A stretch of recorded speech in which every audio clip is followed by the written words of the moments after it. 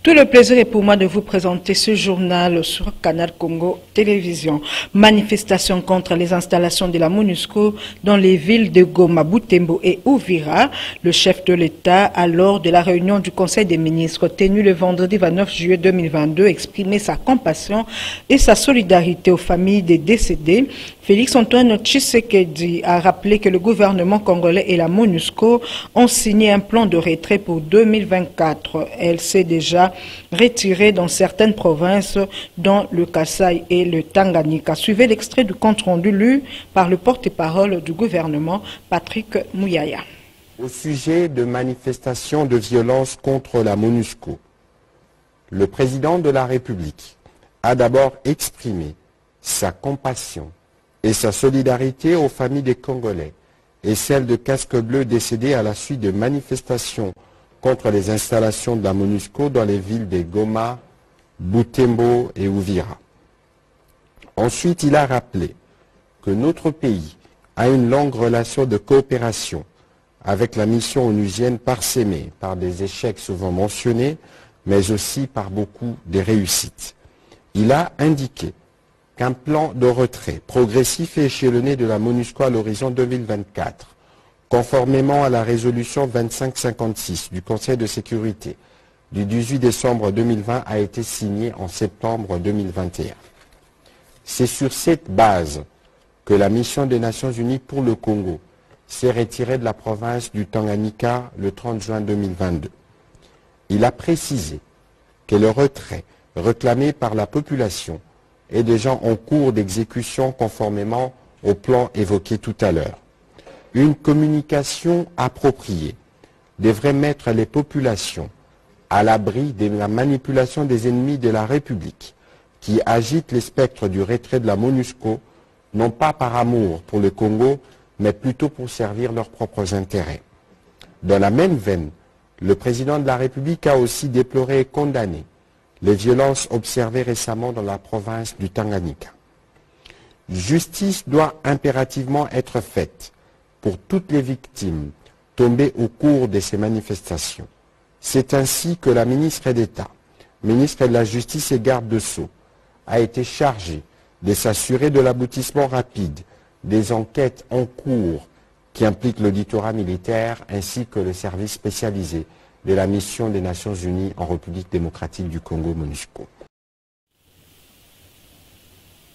Le secrétaire général adjoint des Nations Unies en charge des opérations de maintien de la paix, Jean-Pierre Lacroix, a été reçu ce samedi par le président de l'Assemblée nationale, Christophe Mbosoko Diampuanga. L'essentiel de leur échange a tourné autour de la situation dans le Nord Kivu en rapport avec les manifestations anti-MONUSCO. Suivez Jean-Pierre Lacroix au sortir de cette audience. D'abord, je remercie le président de l'Assemblée nationale de nous avoir reçus. Il était d'abord important de rendre hommage à toutes les victimes des incidents tragiques de ces derniers jours, les victimes congolaises et bien sûr nos propres personnels. J'ai été sensible au message du président dans ce contexte. Nous sommes aussi convenus qu'il est important de serrer les coudes, de travailler ensemble, de regarder ce qui s'était passé, d'en tirer les leçons. Chacun a des efforts à faire, ça a été dit de part et d'autre d'une manière claire. La MONUSCO souhaite créer les conditions du retour de l'autorité de l'État pour qu'elle puisse elle-même partir.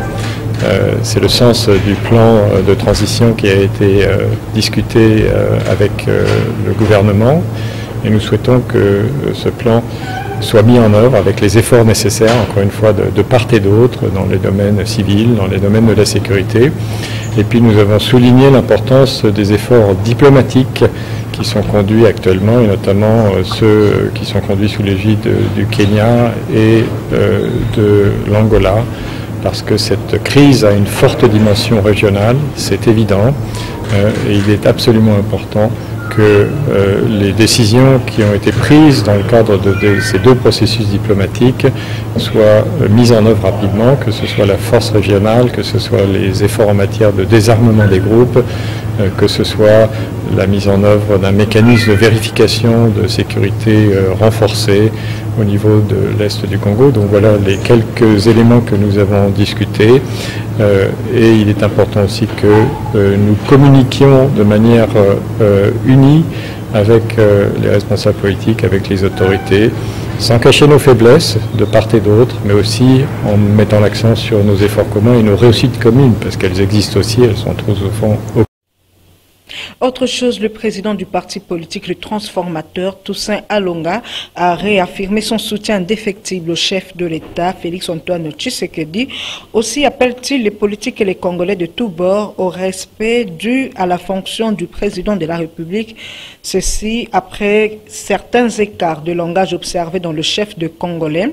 C'était au cours d'un point de presse tenu ce samedi en son siège dans la commune de Kassavubu. Reportage Maxime Makabou et Bob Nzamba.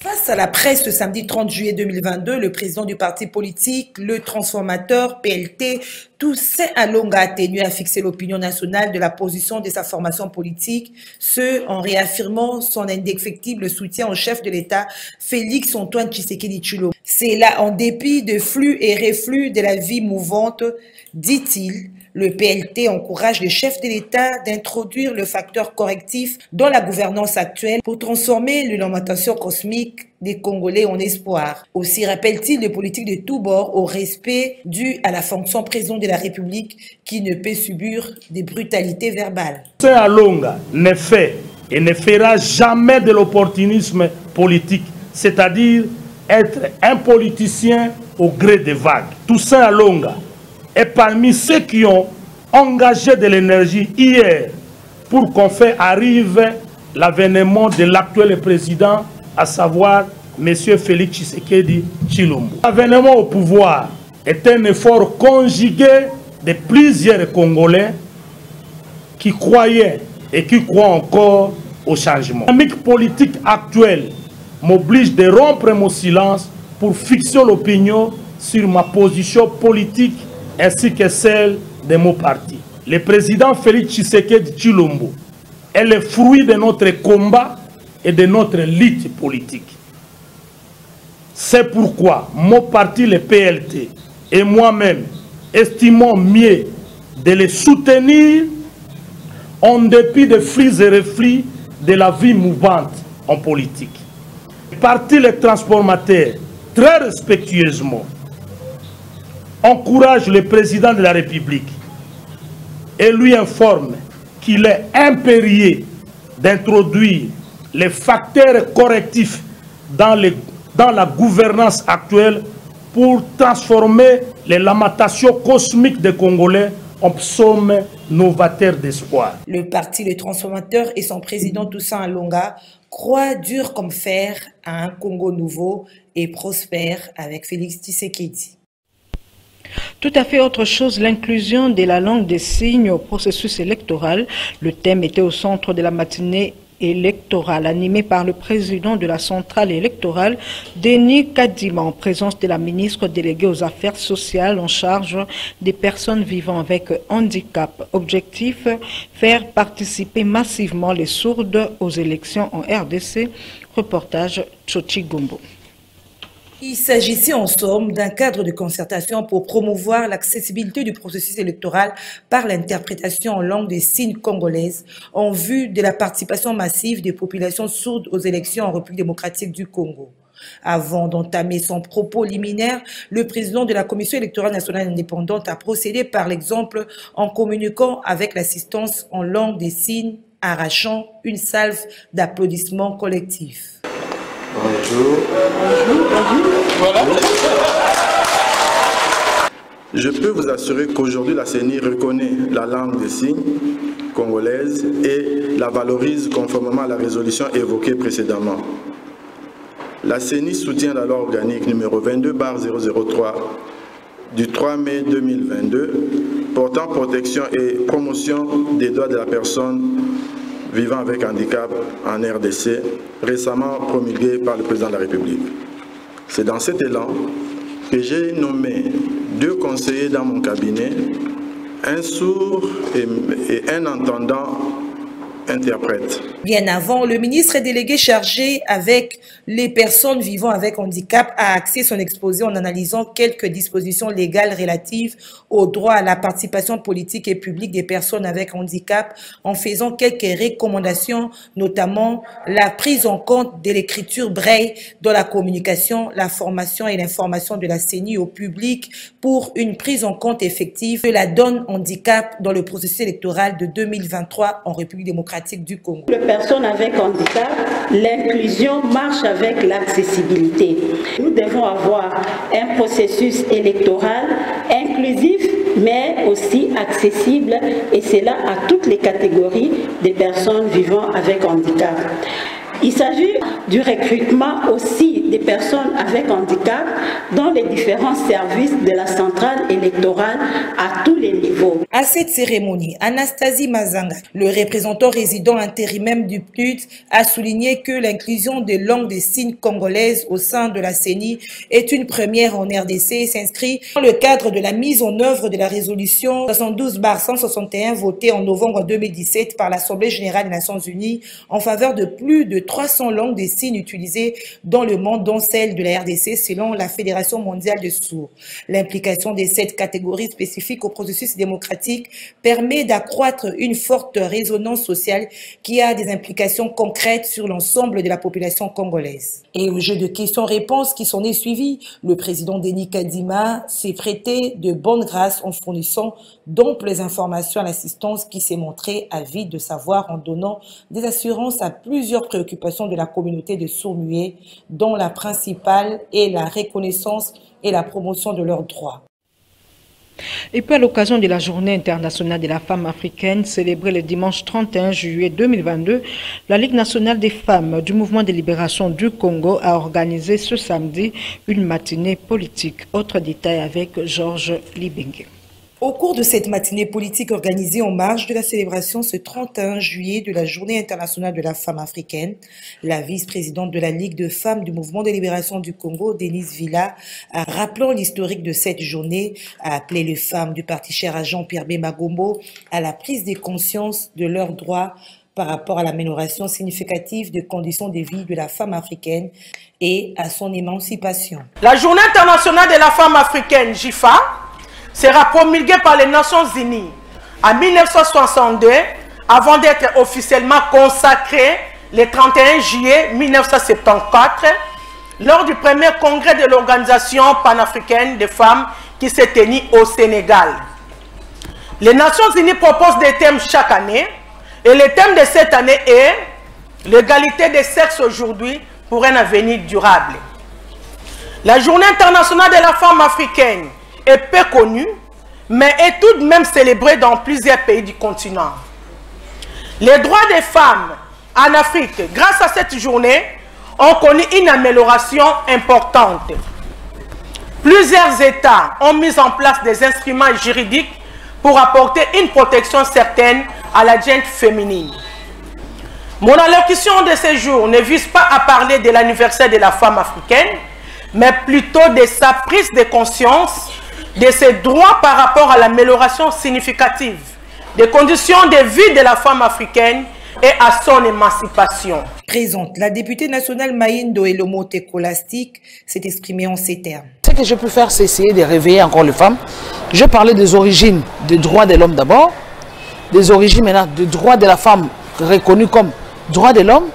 Et ce qu'on peut attendre de nous aujourd'hui, en tant que femmes africaines, nous perpétrons ce qui a été annoncé, ce qui a été mis en place, ce qui a été créé, ce qui a été, je pourrais dire, promu par nos prédécesseurs, les femmes qui ont créé, qui ont initié la Journée internationale de la femme rurale, donc de la femme africaine plutôt, en 1962. Donc nous voulons perpétrer les valeurs qui ont été promulguées à ce moment-là. Le président interfédéral du MLC Ville de Kinshasa, Valentin Guiringo, a appelé à l'implication de femmes du MLC au processus. La vie et le bien-être des enfants sont menacés à Rutshuru et Nyiragongo au Nord Kivu. Les besoins humanitaires continuent d'augmenter et au manque de possibilités de retour, les enfants sont extrêmement vulnérables et ont un besoin urgent d'assistance. C'est ce qui ressort du communiqué de presse du Fonds des Nations Unies pour l'enfance Suivez les détails dans cet élément. Depuis le mois de mars 2022, que 190 personnes, parmi lesquelles la moitié sont des enfants, ont été forcés à quitter leur village vers les territoires de Rutshuru et Nyiragongo.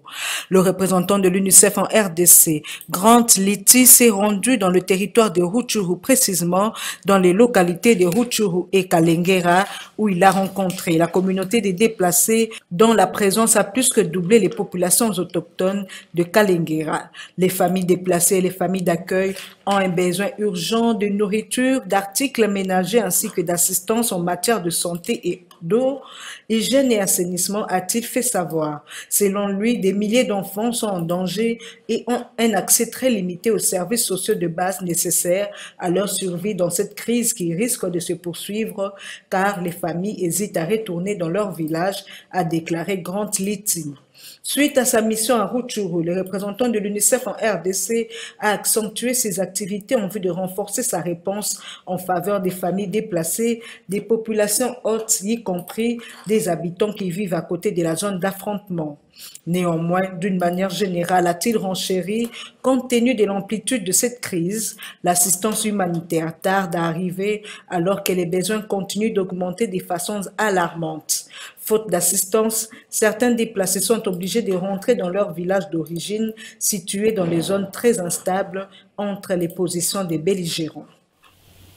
Célébration ce 30 juillet de la Journée mondiale de la dignité des victimes de la traite d'êtres humains.